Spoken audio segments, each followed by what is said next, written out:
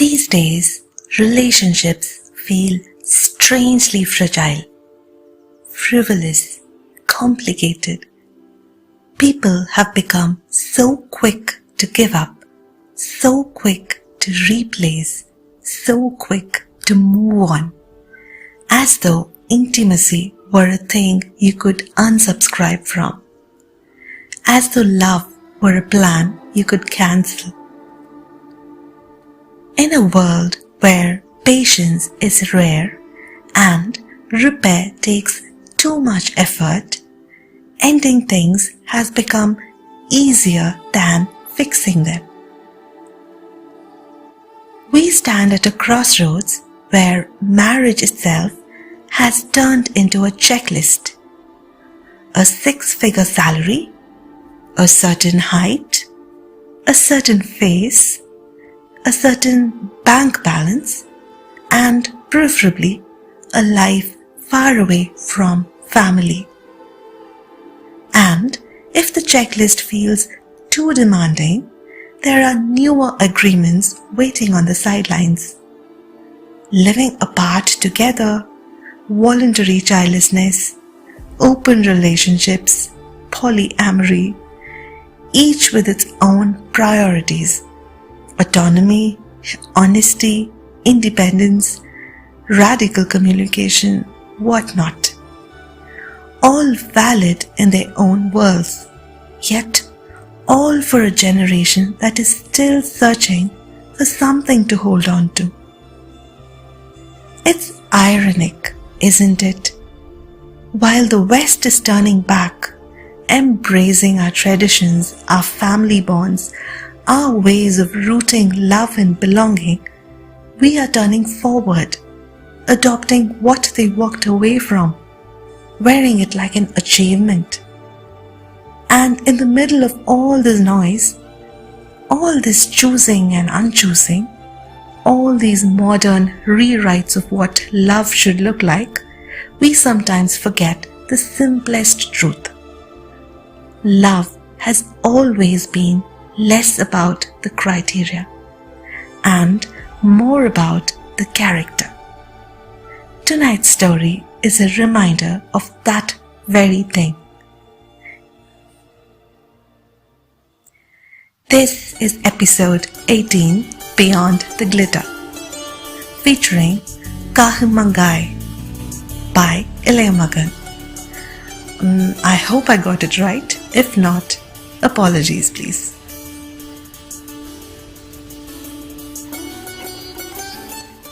Hmangaih, I love you. Jessica Maate, penned by Ilayamagan Guruprasad Chandrashekaran. It wasn't a regular Chennai evening. The air still carried the day's heat, mixed with the scent of rain that hadn't yet fallen. OMR buzzed in its usual rhythm, impatient, alive, restless. Bijoy Nair, a Malayali boy from Alappuzha, rode through it all. He worked from home for an IT company, but that day he'd gone to the office to meet a colleague and maybe head to a night party afterwards. The theme was red, so he wanted a Coca-Cola printed tea, something casual, something fun. He stopped at the dollars and pounds store near Madhya Kailash, and that's where it began. She was already there, Jessica, a meso girl, standing with a few friends near the women's section. She wasn't loud like the others. There was something soft about her. Simple, quiet, effortlessly striking.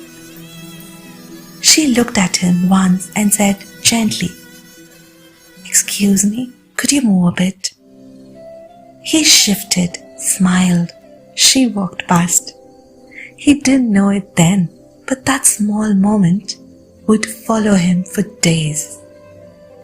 2 days later, as he rode home under an orange-blue sky, he saw her again, at a bus stop near a tea stall, holding a tote bag close.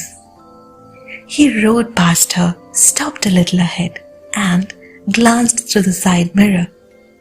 Something tugged at him. He turned back, parked near the tea stall, and ordered tea, pretending he hadn't noticed her. But she looked up. Their eyes met. A tiny smile. Sometimes that's all it takes. A week later, he was at Thiruvanmiyur beach with his friends. He bought buttermilk from the old cycle stall, and when he turned, she was there again, a few feet away, holding a cup too. He walked up, half nervous, half amused. "Excuse me? Don't think I'm following you. I just want to check that you're not following me." She laughed, a soft, genuine laugh that lifted the quiet evening air. They finally talked, names, short stories, small smiles. He noticed a tattoo on her wrist, an infinity symbol shaped like two hands holding each other. Something about it stayed with him. Numbers were exchanged. Texts became calls. Calls became rides. Rides became moments. Within a month, they were inseparable. One evening near the beach, she softly said, "I'm the eldest of 6 sisters. We are from Azor. Only one sister works here with me." He nodded. "I lost my father. It's just me and Amma now." They fell silent, hearing the waves more clearly than their own voices. Then came the day when everything changed. His laptop began glitching, so he went to the office, a rare event. He sat in the HR cabin talking about repairs. "Coffee or tea?" the HR asked. "Coffee," he replied. A few seconds later, a soft hand placed a cup in front of him. He looked up and froze. Jessica. The same infinity tattoo, the same gentle presence, but this time in a light blue housekeeping uniform. She didn't speak. She simply placed the cup and walked out, her hands slightly trembling. The HR smiled, unaware. "She's part of our housekeeping staff. Sweet girl, works very hard." But Bijoy didn't hear anything after that. His mind replayed every moment they shared through a new lens he had never imagined.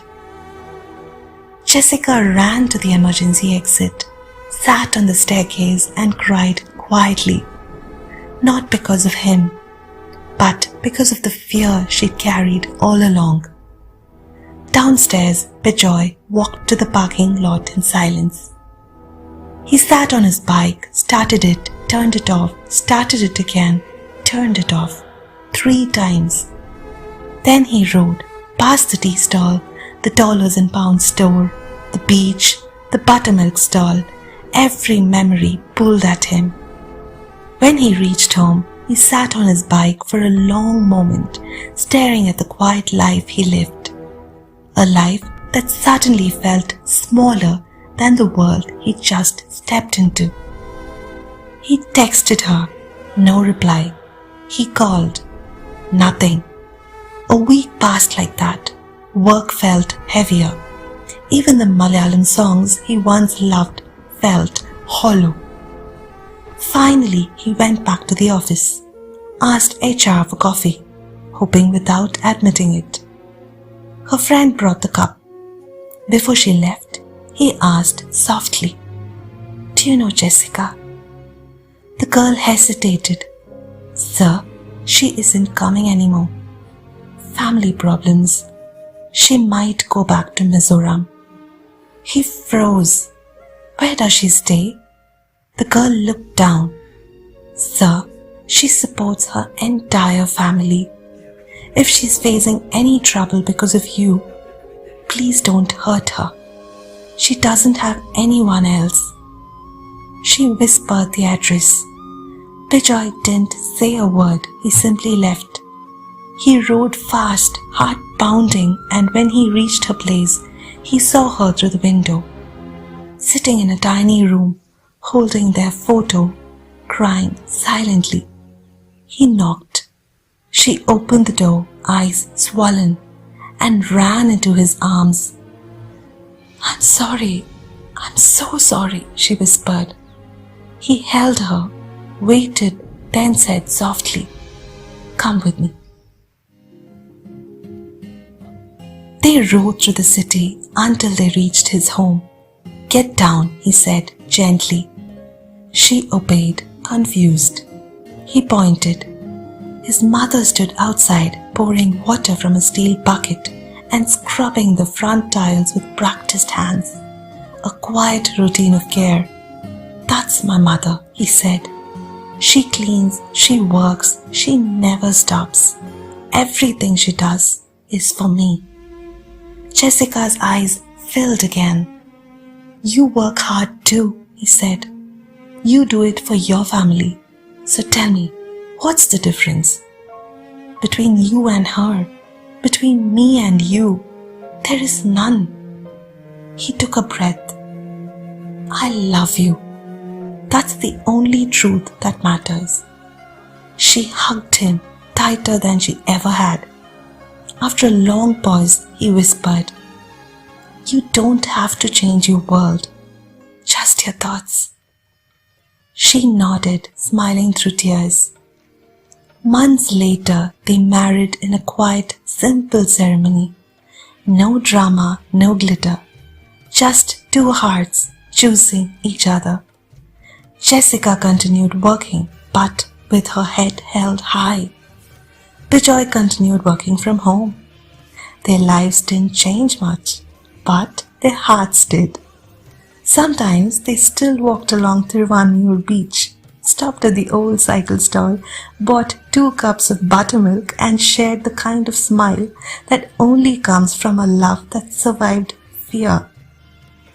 The infinity tattoo on her wrist still shone, but now it finally meant forever. Because love doesn't ask what you do, it only asks why. And when the answer is honest, it lasts. How deeply profound was this story? Not because it was dramatic, not because it was grand, but because it was real, quiet, steady, ordinary, and therefore extraordinary.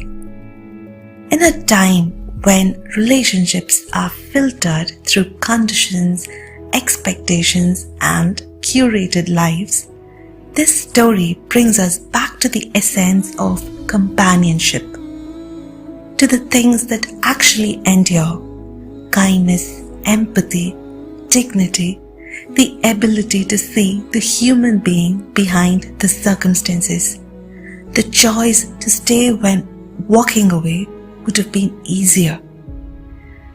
It reminds us that what truly lasts isn't salary packages or lifestyle compatibility or family status or societal matching.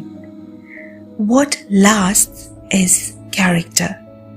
What lasts is the courage to choose someone not for where they stand, but for who they are. This story is a soft nudge, a quiet voice reminding us that love doesn't need perfection.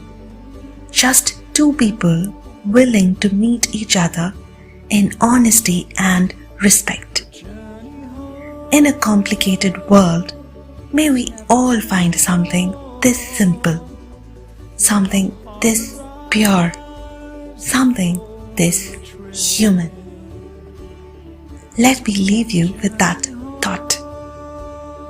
Signing out with lots of love, AeVeySpeaks. Take care.